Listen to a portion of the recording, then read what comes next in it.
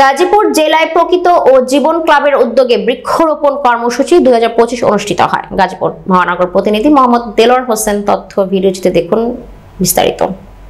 বুধবার সকাল 10 ঘটিকার Gazipur Shahin cadet academy ও গাজীপুর জেলা প্রকৃতি ও জীবন ক্লাবের উদ্যোগে বৃক্ষরোপণ কর্মসূচি অনুষ্ঠিত হয়।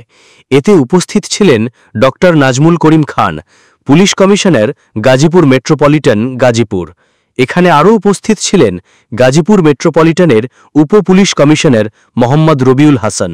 এছাড়া আরও উপস্থিত ছিলেন কোনাবাড়ী মেট্রোপলিটন থানার অফিসার ইনচার্জ মোহাম্মদ সালাউদ্দিন ও গাজীপুর শাহিন ক্যাডেট একাডেমির শিক্ষক, অভিভাবক, শিক্ষার্থী, বিভিন্ন গণমাধ্যম কর্মী। উপস্থিত বক্তারা বলেন, গাছ লাগান, পরিবেশ বাঁচান, একটি গাছ আগামী দিনের ভবিষ্যৎ। আমরা যে অক্সিজেন নিচ্ছি তা আমরা গাছ থেকে পাচ্ছি। পরিবেশ ও জীবন বাঁচাতে গাছের ভূমিকা অপরিহার্য। গাছের থেকে যে ইভাপোরেশন হচ্ছে, গাছকে ট্রান্সমিশন করছে, তার বাতাসে যে জলবায়ু দিচ্ছে, সেই জলবায়ুগুলো ঘুরে এসে ঠিক সেখানে বৃষ্টি হবে। আপনার এখানে যদি বৃষ্টির প্রয়োজন হয়, আপনি যদি গাছ না লাগান বৃষ্টি হবে না। আর বৃষ্টি না হলে পানির অপর নাম জীবন। জীবন বাঁচার কোনো সুযোগ থাকে না।